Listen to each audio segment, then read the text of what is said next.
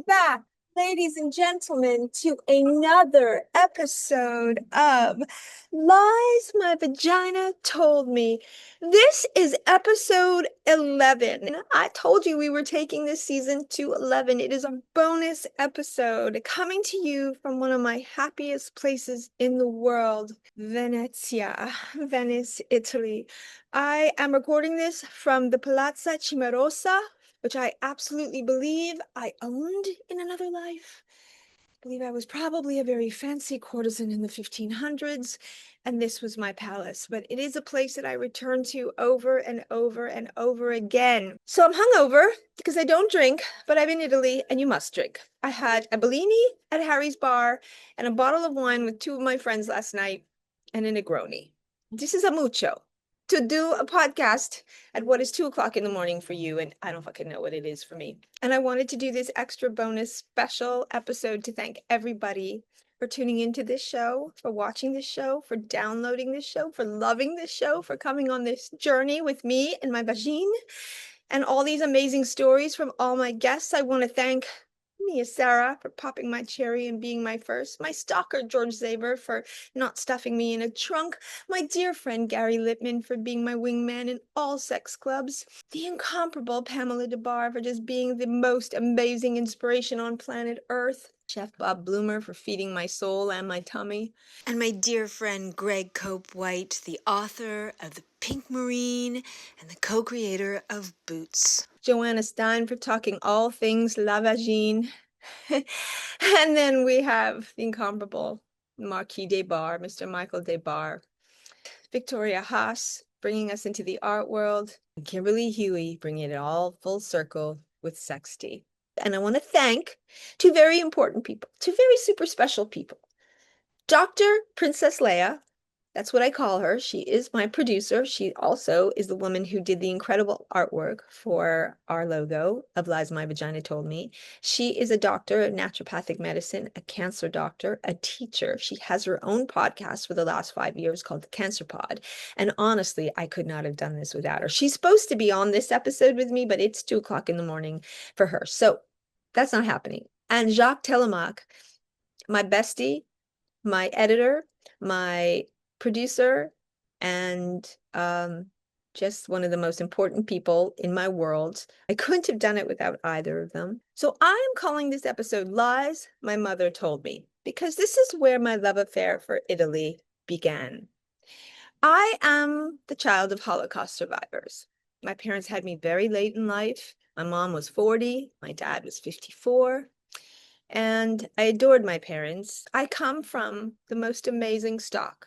My father, David Bako, a Slovak, who is honored at Yad Vashem, who Steven Spielberg did a documentary on for the Shoah Foundation. He was in the partisan movement. He was in the underground movement.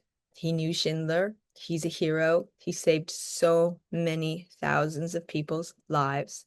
I made a film, produced a film about my dad being saved by a German Shepherd in the war called David and Goliath that was shortlisted for the Academy Awards. He was quite the man. And my mother, Charlotte Valentinova Bako, one of the great beauties. If you could picture Sophia Loren mixed in with Zsa Zsa Gabor, that is my mother.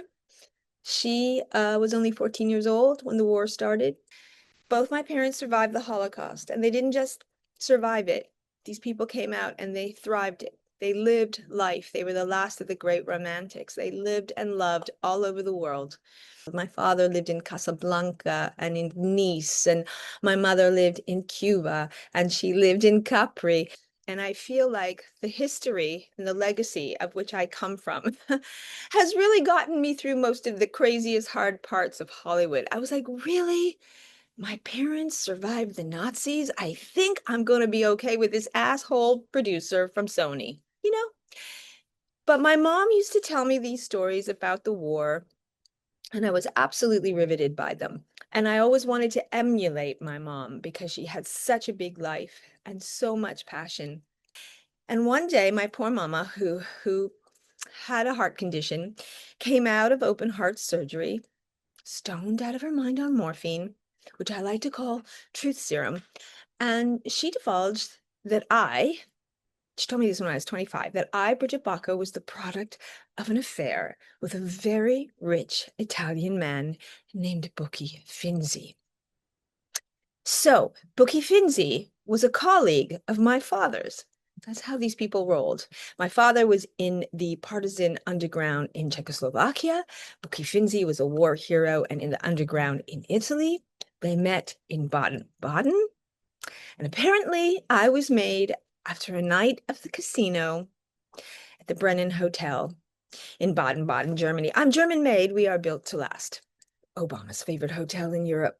And I went to see it, and I approve. It's gorgeous. There's castles, there's spas.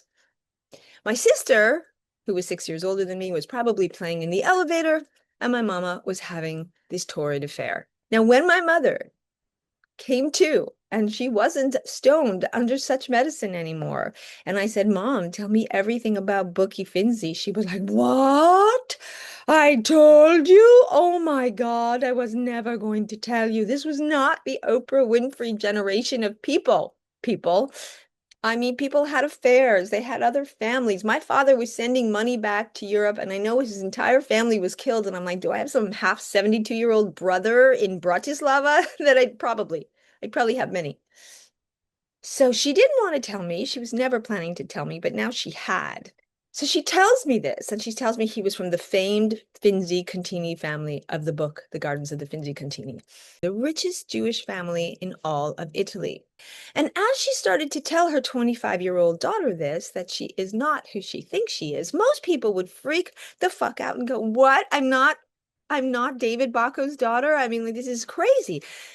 But if any of you know me, you will know that my reaction was, I'm an Italian heiress? I mean, this makes so much sense. So much sense.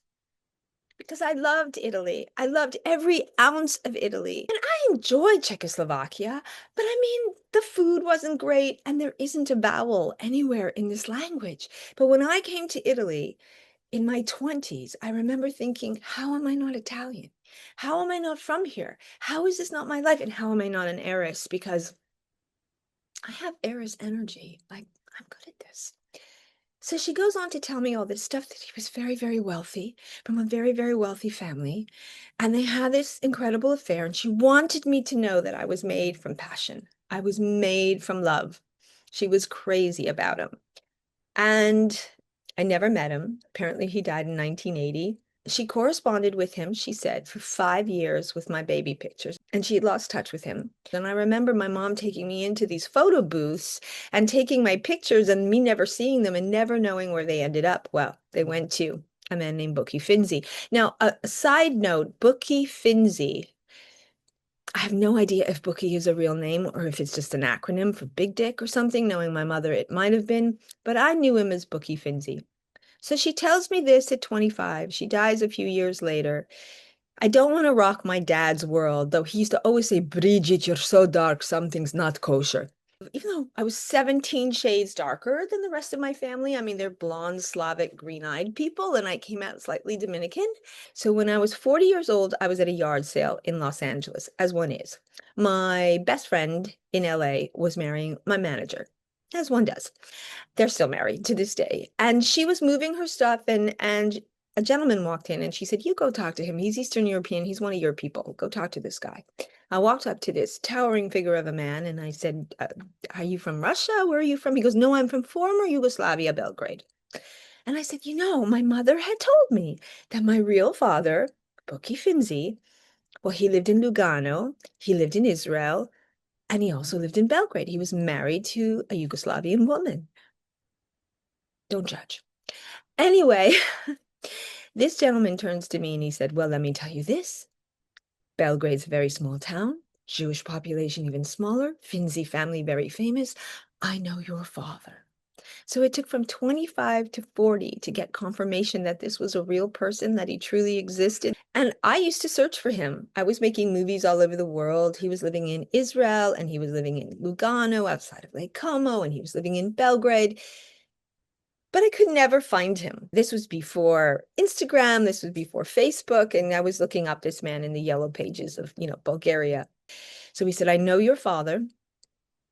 And when he died in 1980, so I would have been 13, and I never met him. When he died, he left millions and millions and millions and millions of dollars to the Bookie Finzi Humanitarian Fund to fund what? Who? What? Jewish writers. What am I? But I went to my mom's best friend in Scotland, my Auntie Evelyn, my godmother, when I turned 50, and I said, Evelyn, do you know anything about Bookie Finzi? Like, is this true? Am I truly a love child of this Italian count? And she just, with her gin tonic in hand, just went, everybody knows you're bloody Bookie Finzi's baby. Also, my sister, who I grew up with, we did our DNA together, and it proved that we are half sisters because she's 100% Ashkenazi Jew and my DNA is half Italian. So you have to know what is going to happen. At some point, ladies and gentlemen, 'tis my birthright, I'm going to dig up a dead guy. Just one dead guy, one Italian Bookie Finzi dead guy, prove that DNA. And it's not that my father who raised me is not my father, only father I ever known, war hero, great dad. But let's just say she's kind of in it for the villa. I mean, he had no other children that we know about, and he had me, and I'm a Finzi, and I'm gonna get villa. So season 2 of this show, well, we might go on a little expedition, do a little check. And what would I call that season? Searching for Bookie Finzi. She's in it for the villa. Yeah, I just want one villa. And listen, his villa's in Lugano. It's close to Como, but it's on the Swiss side, so the food is not as good. I'll take it. It's okay. But I would love to hear from everybody. I would love to hear the lies that certain parts of your body told you. I would love to hear who you would love to hear and listen to on this show. I have so many wonderful guests coming up in our next season, but I would love to hear who you guys would like me to talk to, because I think you guys know best. We're going to take a little holiday break, and then I'm going to start up again, bigger, better, stronger. Maybe I'll even get a better ring light. I'm not really sure. I've truly loved doing this. I never did anything like this before. I didn't know if it would be a success, and thanks to you guys, it is, and I'm tickled fucking pink. And you know I love all things pink. I might actually do my podcast with pants on next time. Maybe not. It's not necessary. I just want to thank you all from the bottom of my heart for being such an amazing audience, such amazing supporters, and to all my guests that came on to this podcast before they knew whether they would be grossly embarrassed on it. And I hope they haven't, because in the end, this is a self-empowerment show. This is about taking your power right from the vagine and going out and going forward with the most amazing amount of confidence, joy, gratitude, and sassiness. Thank you all for tuning in to my podcast. I can't wait to see you after the holidays. Everybody be safe, be happy. Get out of the country every once in a while. Take a trip. Take your best friend on a trip. And I love you all. Bye. Lies My Vagina Told Me is hosted by moi, Brigitte Bako, produced by Jacques Telemac and Leah Sherman, artwork by Leah Sherman, theme and original music by Jack Moore for balladguitar.com. See you next time on Lies My Vagina Told Me.